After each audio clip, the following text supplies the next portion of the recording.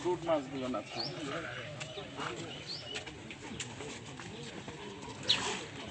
এটা হচ্ছে ওই যে মনোসেক্স তেলাপিয়ান, যেটা ব্রুড মাছ আর কি, মা মাছ। এখান থেকে আমরা ডিমটা নিয়ে আসি।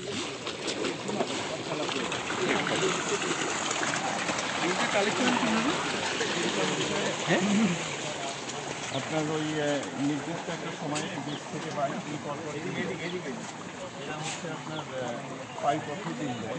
ডিম দেওয়ার পর মুখে নেয়।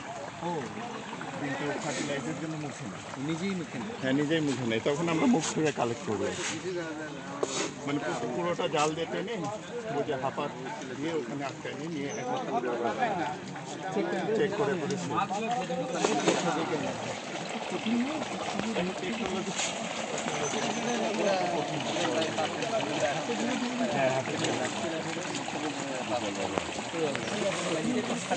অন্যান্য মাছ খুব মানে এটার মধ্যে যে ইন্টারেস্ট পাবে সেই তথ্য এমনি যেহেতু না এটাও বুঝতে পারবেন না। আবার হচ্ছে ওইটা তো পরিপক্কের একটা বিষয় আছে।